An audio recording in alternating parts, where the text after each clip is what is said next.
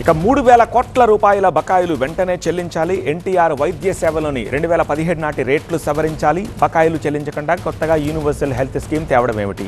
ఇలా 3 ప్రధాన కారణాలతోటి ఏపీలోని ప్రైవేట్ స్పెషాలిటీ ఆసుపత్రుల్లో ఎన్టీఆర్ వైద్య సేవలు పూర్తిగా నిలిచిపోయాయి. అయితే ఈ బంద్ కంటిన్యూ అవుతుందా, బంద్కు బ్రేక్ పడుతుందా అన్నదానికి సంబంధించిన బ్రేకింగ్ ఇది. హెల్త్ సెక్రటరీతో నెట్వర్క్ హాస్పిటల్స్ అసోసియేషన్ చర్చిస్తోంది.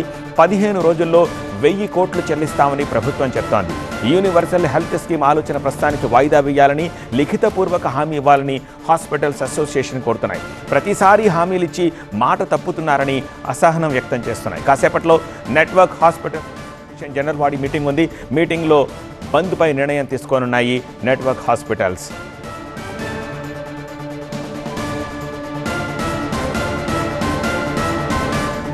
ఇప్పటి వరకు 3,000 కోట్లు పెండింగ్లో ఉన్నాయని నెట్వర్క్ హాస్పిటల్స్ చెప్తున్నాయి. ఆసుపత్రుల నిర్వహణ భారమైందని, సిబ్బంది జీతాలు, మందుల కొనుగోళ్లు కూడా నిధులు లేక ఈ బంద్ నిర్ణయం తీసుకున్నట్టుగా తెలిపాయి. కాగా ఇటీవల ప్రభుత్వం కొత్తగా ప్రవేశపెట్టిన యూనివర్సల్ హెల్త్ స్కీమ్పై కూడా ఆసుపత్రుల సంఘం అభ్యంతరం వ్యక్తం చేసింది. పాత బకాయిలను చెల్లించకుండా కొత్త పథకాల గురించి భారీ ప్రకటనలు చేయడంపై అసహనం వ్యక్తం చేశారు. ఎన్టీఆర్ వైద్య సేవలు నిలిపివేయడంపై ప్రభుత్వం వెంటనే స్పందించి చర్యలు తీసుకోవాలని సామాన్యులు కోరుతున్నారు.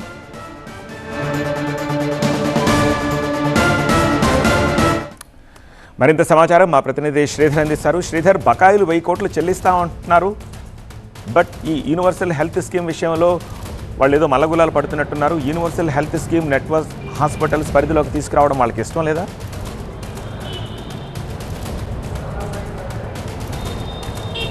ప్రైవేట్ హాస్పిటల్స్ కానీ ఆశాకు కానీ యూనివర్సల్ హెల్త్ స్కీమ్ని మాత్రం దీని పరిధిలోకి తీసుకురావడం మాత్రం వారికి ఇష్టం లేదన్నట్లే తెలుస్తుంది. ఎందుకంటే ససేమిరా దానికి ఒప్పుకోవటం లేదు.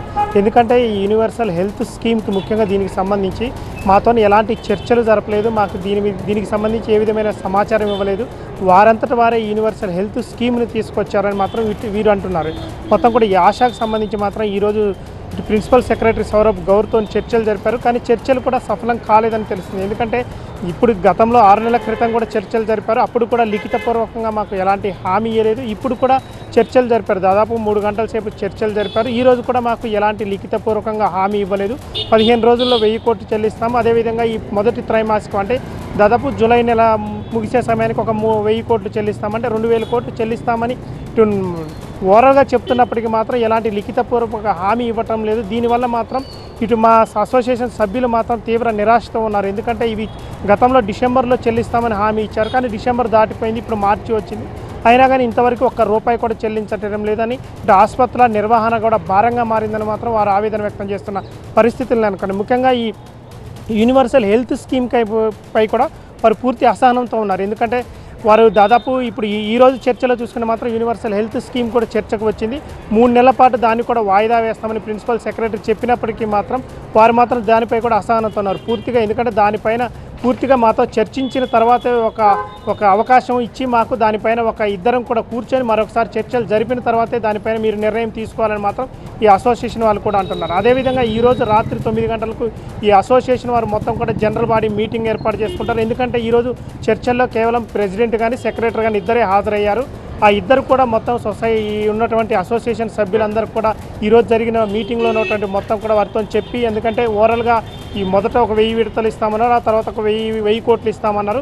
ఈ 2000 కోట్లు ఇస్తామని చెప్పారు అని వారికి అసోసియేషన్ సభ్యులకు చెప్పిన తర్వాత వారు చెప్పినటువంటి దాన్ని బట్టి చూసుకొని ఈ నైట్ 9 గంటలకి మీటింగ్ పెట్టుకుంటారు. కానీ ఈ మీటింగ్ ఉద్దేశం మాత్రం ఖచ్చితంగా రేపు ఈ కంటిన్యూగా ఈ సమ్మె మాత్రం కంటిన్యూ అయ్యే అవకాశం కనిపిస్తుంది. ఎందుకంటే వీరు గతంలో మాకు ఓరల్గా ఇచ్చారు అవకాశం, కానీ ఇప్పుడు కూడా ఎలాంటి లిఖితపూర్వక హామీ ఇవ్వలేదు. దీని కారణంగా మాత్రం ఖచ్చితంగా రేపటి నుంచి ఈ సమ్మె మాత్రం కొనసాగే అవకాశం మాత్రం కనిపిస్తుంది.